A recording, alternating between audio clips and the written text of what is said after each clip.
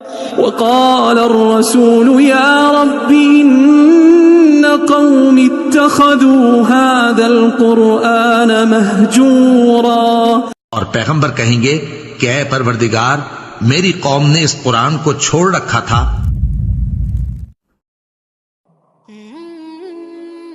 یہ آیت جو ہے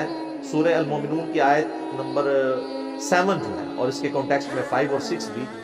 یہ پوری ڈاکٹرن کلیئر کر رہی ہے کہ شرمگاہ کا استعمال اس کے علاوہ اللہ تعالیٰ نے کہا ہے کہ وہ حد کو توڑنے والا ہے، اور یہ رزلٹ اس امت میں بہت بڑی پرسنالٹی نے نکالا ہے، وہ ہے امام محمد بن ادریس الشافعی المتوفی 204 ہجری، جو اہل سنت اور اہل تشیع دونوں کے ہاں بڑے امام مانے جاتے ہیں، ان کی رسپیکٹ ہے، کیونکہ وہ امام موسیٰ کاظم کے شاگرد تھے، امام شافعی رحمہ اللہ، اور ان کا مشہور شعر بھی ہے، ان کان رفضا حب آل محمد فلیشہد الثقلان انی رافضی، بالفرض اگر اہل بیت کی محبت کا نام رافضی ہونا ہے تو اے جنو انس گواہ ہو جاؤ میں رافضی ہوں۔ تو یہ امام شافعی چونکہ اہل بیت سے بہت محبت رکھتے تھے، اس کی وجہ سے ان کو رافضیت کا طعنہ ملتا تھا، تو ان کو یہ شعر کہنا پڑا۔ اہل سنت اہل تشیع دونوں ان کا یہ شعر کوٹ کرتے ہیں، ان کو رسپیکٹیبل پرسنالٹی کے طور پر پریزنٹ کیا جاتا ہے، اور یہ شعر ان کے اپنے دیوان الشافعی میں موجود ہے، اور اہل سنت کے ائمہ نے باقاعدہ اپنی اسماء الرجال کی کتابوں میں اسے نقل کیا ہے۔ تو امام شافعی نے ان آیات کے کانٹیکسٹ میں رزلٹ نکالا، اور ان کی اپنی کتاب ہے کتاب الام،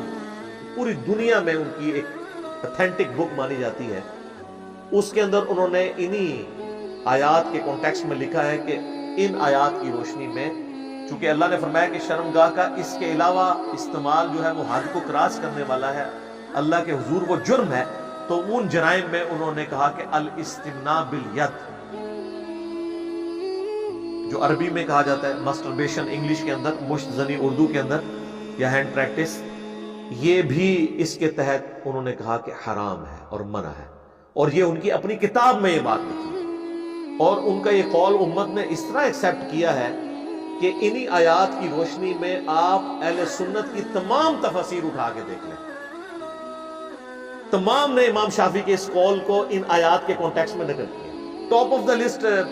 جو اس وقت پوری دنیا میں اتھینٹک ترین تفسیر مانی جاتی ہے اہل سنت کے ہاں، تفسیر ابن کثیر،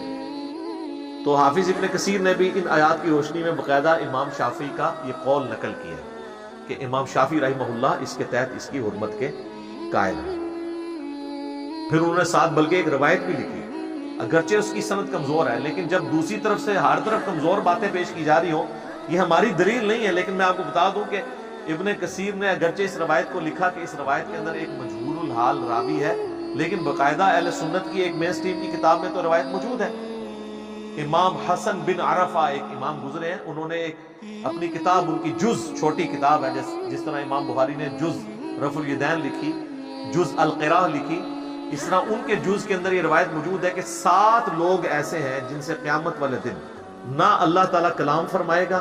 نہ انہیں پاک کرے گا، نہ انہیں عالموں کے ساتھ کھڑا کرے گا، تا وقت ہے کہ وہ دنیا سے توبہ کر کے گئے ہیں۔ ان میں سے ایک شخص وہ ہے جو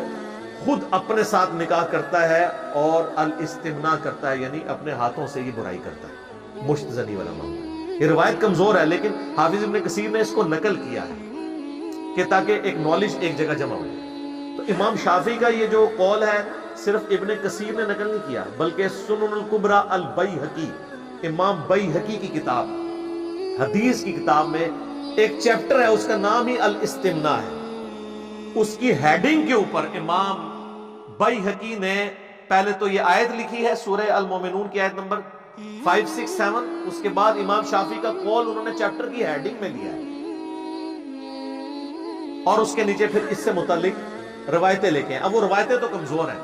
پہلی جو انہوں نے روایت لی ہے وہ خود ہی انہوں نے اس کو کمزور ڈکلیئر کر دی ہے کہ یہ مرسل چھوٹی بھی ہے،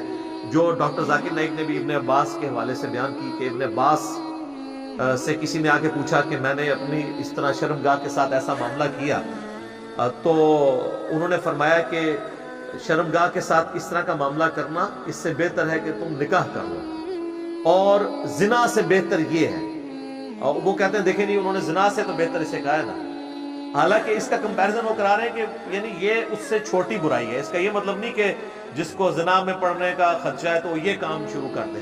تو وہ جس کو خدشہ ہے اس کو کیا کام کرنا چاہیے وہ اللہ کے نبی بتا کے گئے. میں بعد میں آپ کو انشاءاللہ تعالیٰ بتاتا ہوں کہ وہ کیا بتا کے گئے اللہ کے محبوب صلی اللہ علیہ وآلہ وسلم. تو ابن عباس کا وہ قول جو ہے خود لکھا مرسل ہے. ایک اور روایت لے کے وہ بھی اس میں بھی ضعیف راوی ہے, تدلیس کا ایشو ہے, وہ بھی روایت کمزور ہے. اور اسی طریقے سے امام بیہقی سے بھی آلموسٹ 200 سال پہلے امام بخاری کے استاد ہیں امام عبد الرزاق, جن کی مصنف عبد الرزاق ہے, انہوں نے بھی الاستمناء کے اوپر ایک چیپٹر باندھا ہے, اس میں روایتیں لے کے آئے ہیں. اور ابن عباس والی یہ روایت وہ بھی لے کے ہیں, وہ بھی روایتیں کمزور ہیں, یہی والی روایت تھی. اور بہرحال اس میں صحیح سند سے ایک تابعی کا قول وہ لے کے ہیں, عطا بن ابی رباح کا, جو امام حنیفہ رحمہ اللہ کے استاد بھی ہیں اور جلیل القدر تابعین میں سے ہیں. اور امام ابو حنیفہ کا قول یہ صحیح سند سے ثابت ہے کہ میں نے روئے ارض پہ عطا بن ابی رباح سے افضل شخص کوئی نہیں دیکھا. اسی کے تحت ہم سمجھتے ہیں کہ امام حنیفہ نے کسی صحابی کی زیارت نہیں کی, ورنہ کوئی ادنا صحابی بھی ہوتا تو وہ ان سے تو افضل ہوتا. اور مزے کی بات, کشف المحجوب جو تصوف میں دنیا میں اتھینٹک بک مانی جاتی ہے, علی بن عثمان حجویری المتوفہ 465 ہجری, انہوں نے امام حنیفہ کو تبع تابعین والے چیپٹر میں ڈالا ہے, تابعین والے میں نہیں.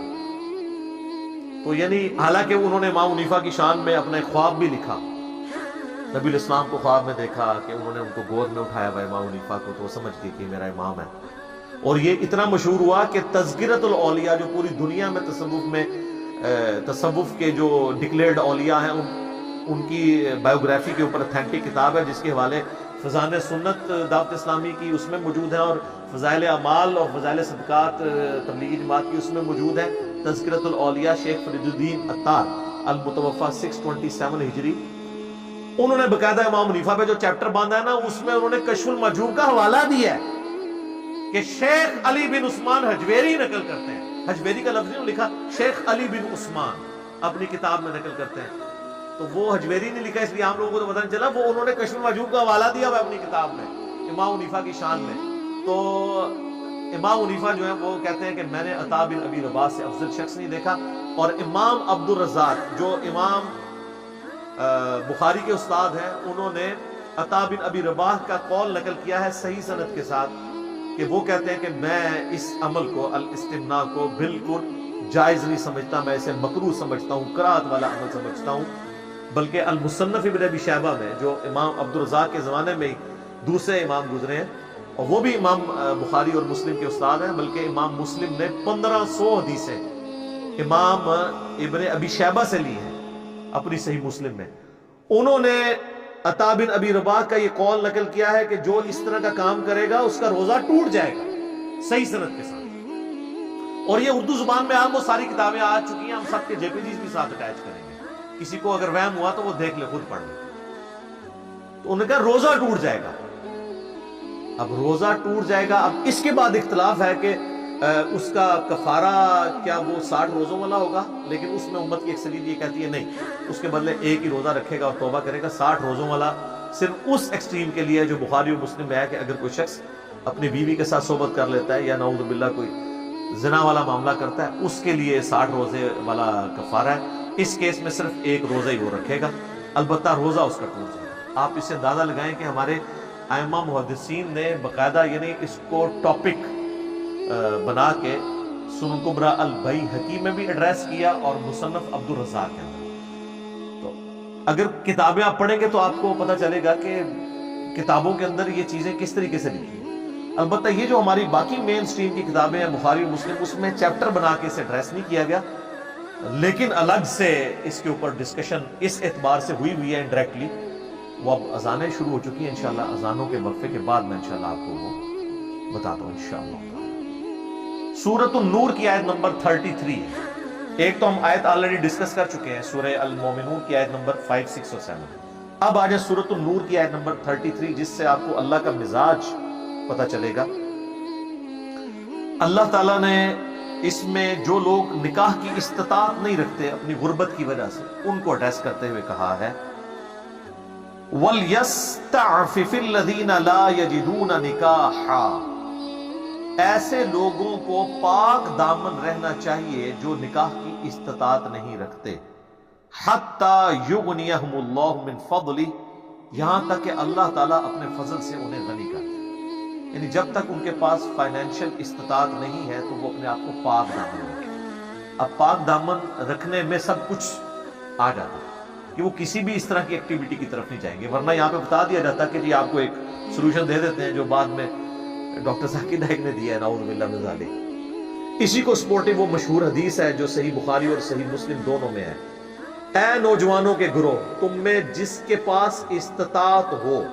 یعنی استطاعت کون سی؟ جو سورۃ النور کی آیت نمبر 33 میں آئی ہے، فائنینشیل استطاعت۔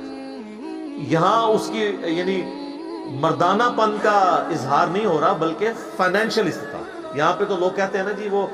کوئی اگر لڑکا کام نہیں کرتا جی اس کی شادی کروا دیں، اندازہ کریں، تاکہ وہ دو خاندانوں کا بیڑا گرک کر دیں۔ اور پھر وہ ایک جعلی روایت پکڑی ہوئی ہے کہ جی ایک غریب شخص حضور کے پاس آیا، آپ نے فرمایا شادی کر لو، وہ اور غریب ہو گیا، کہا دوسری کر لو، وہ اور غریب ہو گیا، کہا تیسری کر لو، اور غریب ہو گیا، چوتھی کی تھی تے پھر وہ امیر ہو گیا۔ سارے اس طرح کدے کوئی امیر نہیں ہوتا، ایک جھوٹی روایتاں نے گھڑی ہوئی روایتیں ہیں، یہ پتہ نہیں کن دل جنوں نے گھڑی ہیں جن کی ایک بھی نہیں ہو رہی ہوگی۔ تو یہ قرآن و سنت کا مزاج ہی نہیں ہے، جو فائنینشلی سپورٹ نہیں کر سکتا اس کے لیے بخاری و مسلم میں یہ حدیث آ گئی۔ قرآن میں تو آیا سورۃ النور کی آیت نمبر 33 میں پاک دامن رہیں، حدیث بخاری اور مسلم میں یہ ہے کہ آپ نے فرمایا اے نوجوانوں کے گروہ، اگر استطاعت ہو تو نکاح کرو، اور جو نکاح کی استطاعت نہیں رکھتا تو اسے چاہیے کہ وہ روزے رکھے، یہ چیز اس کی شہوت کو ٹھنڈا کر۔ اور اس میں اور الفاظ کہ اے نوجوانوں کے گروہ، استطاعت ہو تو نکاح کرو، نکاح کرنا تمہاری عفت اور عصمت کی حفاظت کا ذریعہ ہے، تمہاری شرمگاہ کی حفاظت کا ذریعہ ہے، اور یہ نگاہوں کو نیچا رکھنے کا ذریعہ ہے، جو سورۃ النور میں آیا کہ اے نبی علیہ السلام مومن مردوں کو حکم دے کہ اپنی نگاہوں کو نیچے رکھیں، اور مومن عورتوں کو بھی حکم دے نگاہوں کو نیچا رکھیں، جسے عربی میں غض بصر کہا جاتا ہے، ان نگاہوں کو نیچا رکھیں۔ تو یہ نگاہوں کو نیچا رکھنے اور تمہاری شرمگاہ کی حفاظت کا ذریعہ ہے، اور جو استطاعت نہیں رکھتا وہ روزے رکھے، یہ چیز اس کی شہوت کو کم کر دے گی۔ تو نبی علیہ السلام نے شہوت کو کم کرنے کا طریقہ جو بتایا ہے وہ ہے روزے رکھنا۔ اب ڈاکٹر ذاکر نائک نے اس حدیث، اب ان کے بالکل خلاف تھی، اس کو انہوں نے عجیب و غریب طریقے سے منطق کے ذریعے حل کرنے کی کوشش کی، یعنی انتہائی افسوسناک چیز ہے۔ نبی الاسلام نے جو طریقہ بتایا ہے اسی طریقے کو اڈاپٹ کرنا چاہیے۔ آپ کو پتا تھا آپ کوئی دوسرا بھی تجویز کر سکتے تھے، لیکن وہ ظاہر ہے کہ نبی الاسلام کے مزاج میں، اللہ تعالیٰ کے دین کے مزاج میں وہ چیزیں نہیں بیٹھتی ہیں۔ تو یہ بخاری اور مسلم کی حدیث بالکل واضح ثبوت ہے کہ کوئی شخص اس قسم کی ایکٹیویٹی کو پرفارم نہیں کرے گا جو خود ساختہ قسم کی ہوگی۔ جو طریقہ بتانا تھا وہ اللہ کے محبوب صلی اللہ علیہ وآلہ وسلم نے خود بتا دیا۔ اسی کو سپورٹنگ ایک اور حدیث ہے صحیح بخاری اور صحیح مسلم میں۔ سعد ابن ابی وقاص کہتے ہیں کہ عثمان بن مظعون رضی اللہ تعالیٰ عنہ نے ترک دنیا کی اجازت اور ترک نکاح کی اجازت نبی صلی اللہ علیہ وآلہ وسلم سے مانگی تو آپ نے اس چیز کو رد فرما دیا۔ اور سعد ابن ابی وقاص کہتے ہیں کہ اگر اللہ کے نبی ہمیں اجازت دیتے تو ہمارا تو ارادہ یہ تھا کہ ہم اپنے آپ کو شہوت سے بچنے کے لیے خصی کر لیتے، سیکچولی ڈسیبل کر لیتے، لیکن اللہ کے نبی علیہ السلام نے ہمیں نکاح کی طرف ترغیب دلائی اور خصی کرنے سے منع فرما دیا۔ اگر یہ آپشن موجود ہوتا تو آپ فرماتے ہیں کہ چلو خصی تو نہ ہو، وہ تو تخلیق کو بدلنا ہے، ظاہر ہے جی۔ سورہ نساء کی آیت نمبر 119 ہے، وَلَآمُرَنَّهُمْ فَلَيُغَيِّرُنَّ خَلْقَ اللَّهِ۔ شیطان نے کہا تھا کہ میں ابھاروں گا تیری مخلوق کو کہ وہ اللہ کی تخلیق کو بدلیں گے۔ تو اپنے آپ کو اس طریقے سے خصی کرنا یہ تو تخلیق بدلنا ہے۔ تو نبی علیہ السلام نے اس بڑے عمل سے روکا، تو آپ یہ آپشن دے سکتے تھے کہ وہ نہ کرو، یہ کر لو، درمیانہ راستہ نکال لو اگر تم نے شادی نہیں کرنی، لیکن آپ نے کہا ڈائریکٹ نکاح کرو، درمیان کا کوئی راستہ نہیں آپ نے چھوڑا۔ تو یہ حدیث بھی بخاری مسلم کی بالکل ثبوت ہے اس بات کا کہ جو ہمارے ائمہ اہل سنت نے اور ائمہ اہل تشیع نے رزلٹ نکالا ہے کہ یہ الاستمناء بالید یا مسٹربیشن حرام ہے اور مکروہ تحریمی ہے اور گناہ ہے، یہ بالکل ٹھیک رزلٹ نکلا۔ ایک اور حدیث میں بھی اس کا اشارہ موجود ہے جو صحیح مسلم میں ہے حدیث، مشکات میں بھی آپ کو پہلی جلد میں زکوٰۃ والے چیپٹر میں صدقے کی فضیلت کے بیان میں مل جائے گی کہ اللہ کے محبوب صلی اللہ علیہ وآلہ وسلم نے فرمایا کہ ہر تسبیح صدقہ ہے۔ یہ صدقہ پنجابی والا نہیں، نیکی کا کام عربی میں، یعنی سبحان اللہ کہنا صدقہ ہے۔ ہر تحلیل صدقہ ہے، تحلیل کہتے ہیں لا الہ الا اللہ کہنا۔ ہر تحمید صدقہ ہے، یعنی الحمدللہ، سبحان اللہ والحمد للہ ولا الہ الا اللہ واللہ اکبر، یہ صدقہ ہے۔ امر بالمعروف، نیکی کا حکم دینا، یہ بھی صدقہ ہے۔ نہی عن المنکر، برائی سے روکنا، یہ بھی صدقہ ہے۔ حتیٰ کہ تمہارا اپنے بیویوں کے ساتھ ازدواجی تعلق قائم کرنا بھی اللہ کے حضور صدقہ ہے، یعنی نیکی ہے۔ باقی چیزیں تو صحابہ کو ہضم ہوگی، انہوں نے کہا یہ بیویوں کے ساتھ یعنی یہ تعلق قائم کرنا یہ بھی اللہ کے حضور نیکی ہے۔ تو آپ علیہ السلام نے فرمایا کہ اگر تم یہی چیز کسی اور طریقے سے پوری کرو، اب وہ آپ نے وہ طریقہ بتایا نہیں، اس میں ظاہر ہے زنا بھی آ جاتا ہے، قوم لوط والا عمل بھی آ جاتا ہے، اور یہ الاستمناء بالید یعنی مسٹربیشن بھی آ جاتا ہے۔ آپ فرمایا کہ اور حرام طریقے سے پورا کرو تو کیا تمہیں گناہ ملے گا؟